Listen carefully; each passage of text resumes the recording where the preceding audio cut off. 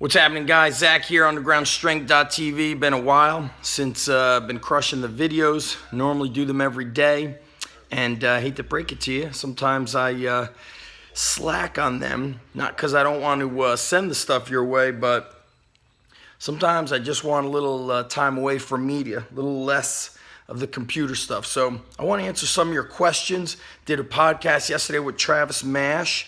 But we spoke a lot about what we call the truth, about training, about strength and conditioning. And I wanted to answer some of your questions. Don't want to keep you guys waiting. And I'll answer the rest of these through my podcast. And we're going to get into it. But before I kick it off, I want to preface these questions with an email that I sent out today. If you guys aren't on my newsletter, go to zachevanesh.com. Click that Start Here tab and sign up for newsletters. You're going to be fired up. You're going to be fired up like a motherfucker on them. So let's check out these questions. I'll probably do two of them, and I'm going to preface it with this. The email I sent out today was called, "Do you have what it takes?" And a lot of people talk about what it takes, or they say they're going to do it. They talk about these big goals, but then their actions don't align with their goals. And that's the problem. Put on some lights here for you guys. That is the big problem. That's how you don't achieve your goals. That's how you become like everybody else, quote unquote normal, stuck in mediocrity. So I was thinking back to the first days of my strength training, and I joined up a YMCA in a neighboring town. It was about 6 miles away. I ride my bike there Monday through Saturday. And I copied the workout straight from Arnold Schwarzenegger's encyclopedia. So it was a lot of volume. It was pretty common for me to be in that gym for 90 minutes, 2 hours, 5 sets of squats, 5 sets of lunges, 5 sets of leg press, 5 sets of leg extension and leg curl, 5 sets of RDLs. So we're hitting 30, 35 sets. Same thing for, chest day.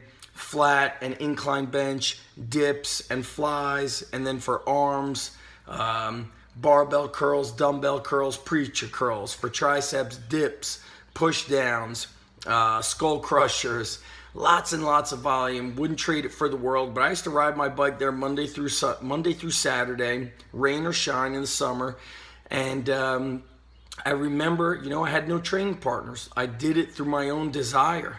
And today we've got, maybe a slight percent. If I say, my friend and I used to say, you're part of the top 10%. And then we would converse again, and each year we'd say, it's not really 10%. It's top 5%, top 3%, top 2%. There's so many people that don't even attempt to do the work. They talk the big show, but they don't meet the requirement through work. So if you want to become the champion, then you need to out-train, training harder, training smarter, training better, eating better, living the lifestyle. You need to do the thing, not talk about it. You got to be about it. And I don't know why this is such a message that we all need to get across to people, but when you are truly in your heart about the thing that you're talking about, you will find a way rather than find the excuses. That summer, I trained 6 days a week, and I never had a problem waking up, making my breakfast, riding my bike to the YMCA, training hard, riding my bike home, and then mowing lawns. That money went into every bodybuilding book and bodybuilding magazine I could find. I remember reading more magazines than I could even buy at a 7-Eleven, sitting on that floor for 2 hours reading every bodybuilding magazine, and then going there the next day and seeing a sign that said, "This is not a library. You are not allowed to read." It said, "If you're going to read it, buy it first." And I remember saying, holy shit, they're talking to me. But I put in that time to learn, to find every little thing I could to make myself better, to challenge myself more, to work myself harder. But today, it's all about the shortcut, the 6 weeks to this, the 4 weeks to that. Listen, people, we have to start saying fuck you to all the fads, the gimmicks, the bullshit, and understand that this is a process, a long-term process. And this is whether I'm talking about being strong in the gym, being strong in life, being strong in sports. It takes work. So it's not, I will do this or that. It's, I will do both things. It's not, I will just go to the wrestling club, but I can't go to the gym. It's doing both things. It's not, I'm going to play football after school with my friends, but I'm not going to be able to, go to the gym. And that's what I've seen. Kids are like, I'm exhausted. I played pickup football with my friends. I mowed the lawn somewhere, and now I can't make it to the gym. These weak fucking excuses catch up to you, and then you don't have what it takes. And I'm telling all you younger athletes out there is you don't have this big window of opportunity to be the champion in sports. You will regret those excuses 20 years from now when you're sitting in the bar saying woulda, coulda, shoulda. And I see it a lot. And it happens from arrogant athletes who think they're unstoppable. There's always somebody out there training in their basement, in their garage, in their backyard, who's not afraid of the uncomfortableness of their training environment. They don't care that they can't go to retro fitness.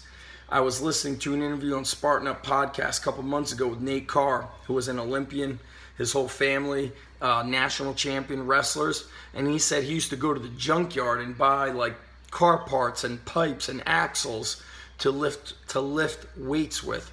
He would take that into his basement and train. No excuses. So let's see some of these questions and see if we've got answers instead of excuses. You guys see my dog chilling out there? Hey, mama. Hey, big girl. She's chilling out in the sun. After this, gonna get to the park with her. Okay, so see up here on Instagram, make sure you guys are following me at zevanesh. Let's ask the first, I'll do these first two questions. First question coming from Brandon saying, how low is too low for your carbs? I weigh 152 this morning and I'm trying to cut but also gain muscle. This is a great first question, and this is just kind of like feeding the fire. Brandon, you're 152 pounds. I don't know what the fuck you're trying to cut, my brother. You should be trying to get jacked. You should be eating protein, carbs, and fat. When I was 152 pounds, I was a sophomore in high school. I was 14 and then turning 15. So you shouldn't be trying to get cut. At your age, at that weight, you should be ripped and jacked. So I want you to lift heavy. I want you to follow a program like GarageGymAthletes.com. I'm plugging it because I know it works. So do it. And you should be eating breakfast, lunch, afternoon, dinner leftovers, 1 or 2 protein shakes throughout the day, eating healthy, strong foods.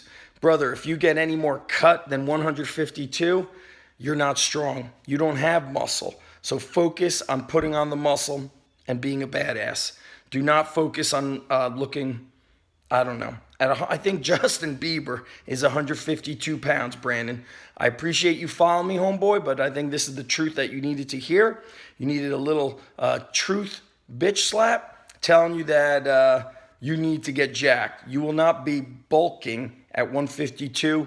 Put on that muscle. Squat, bench, deadlift, power clean, farmer walk, lots of pull-ups, chin-ups, dips, push-ups, walking lunges. Go out and push a car across the parking lot every Saturday, 5 trips of 100 feet. Build that body. Steak, eggs, whole milk. Simple, but very hard, and put in the time, brother. Next question is coming from the Sultan of Strength. Can calisthenics and the occasional barbell use make one strong? Additionally, how do you define strength? That's a great question.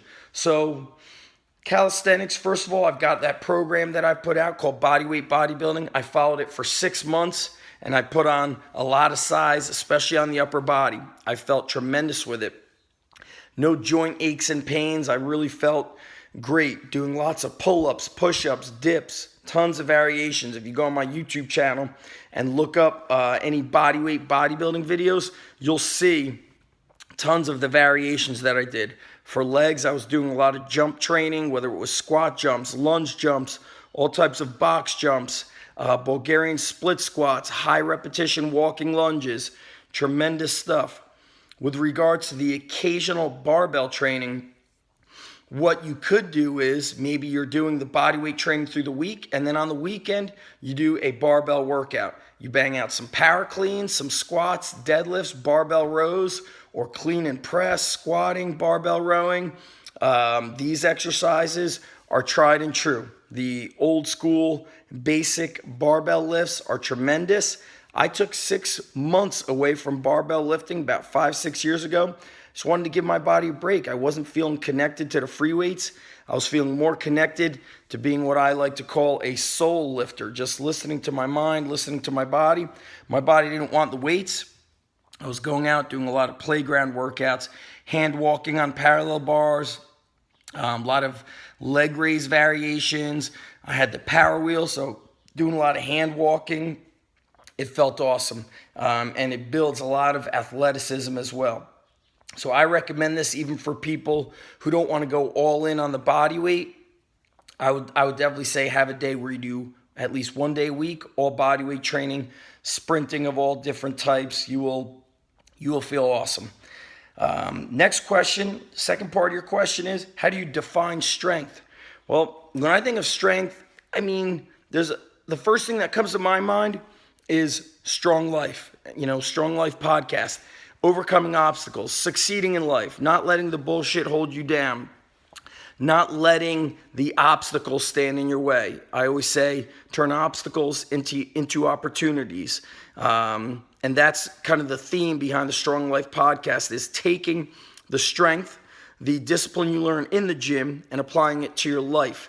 So when I think about strong as far as in the gym, I'm looking at guys that could bench over 300 pounds, guys that could squat and deadlift over 500 pounds, and still be athletic, climbing rope, doing pull-ups, doing box jumps, being able to farmer walk, being in shape. So when I look at strong, it has more of a general, broad term than just being able to lift weights. I want to see somebody who could lift heavy, move fast, power cleaning, snatches, athleticism, not just kind of the brute strength, but the whole thing. But if I had to really dial it down, sum it up, Strong Life. Can you kick ass in life, not just in the gym? To me, that's the essence of being strong. And that's it, guys. Make sure you subscribe to the Instagram, @ZEvanesh, Strong Life Podcast on iTunes. Head on over to zachevanesh.com, or if you're here on YouTube, click the links below and hit the Start Here tab. That's where you'll get my newsletter. You'll be fired up, and I hope I've got some of you guys out there pissed off for greatness, because that's what I'm feeling right now, baby. Thanks for listening, and much respect for you guys supporting me. Peace.